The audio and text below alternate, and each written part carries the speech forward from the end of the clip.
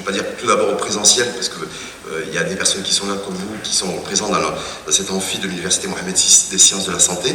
Mais je voulais également préciser, parce que ça va être important pour toute la matinée, et tout le moment qu'on va passer ensemble lors de ce premier sommet africain sur l'innovation de la santé, c'est qu'un certain nombre d'entre nous nous écoutent à distance. Donc il y a du distanciel en matière d'audience, et des gens, comme on dit, ultra, en tout cas hyper connectés, qui vont suivre ce premier sommet africain sur l'innovation de la santé. Aujourd'hui, l'Université Mohamed VI des sciences de la santé accueille un événement organisé par les médecins internes de cette université, une association de médecins internes très dynamique et qui a pris l'initiative d'organiser cet événement, un événement qui porte sur l'innovation au Maroc et en général dans notre continent africain.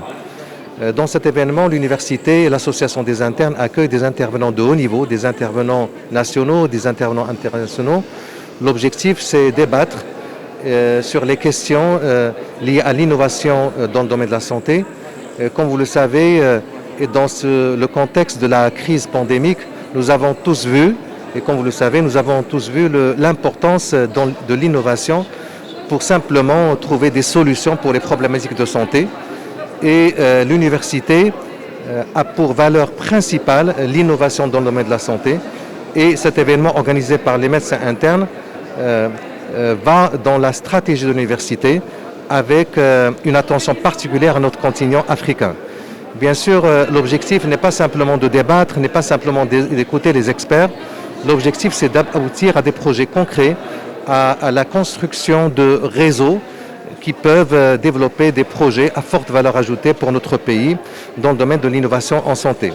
L'université, comme vous le savez, a pour mission la formation, la recherche et l'expertise.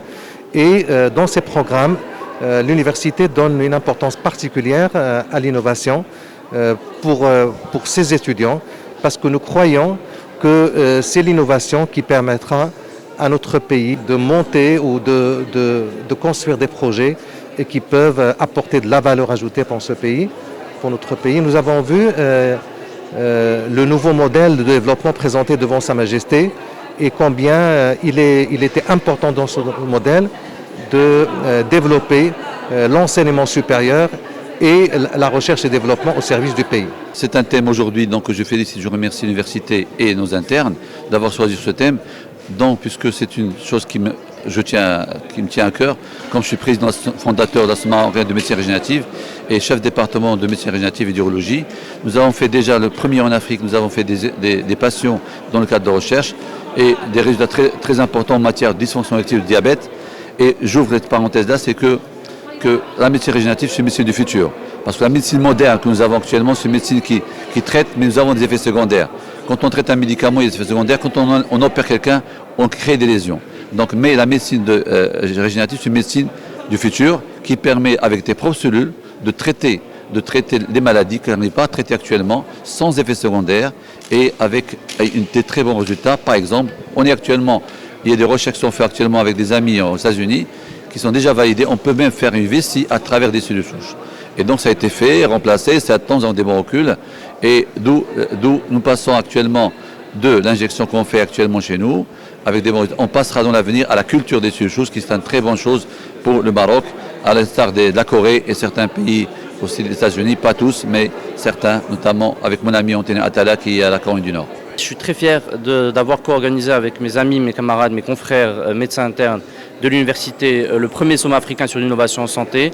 Vous le savez, le Maroc est encore à la traîne concernant ces sujets-là, les sujets du futur de la médecine, du futur de la santé, de la e-santé, de la télémédecine. Et pourtant, on en a tant besoin pour désenclaver nos régions rurales, pour faire accéder la plus grande partie de la population vulnérable aux soins de santé. Je pense que la télémédecine, je pense que la e-santé doivent être des sujets prioritaires dans le Maroc de demain, dans le Maroc du possible.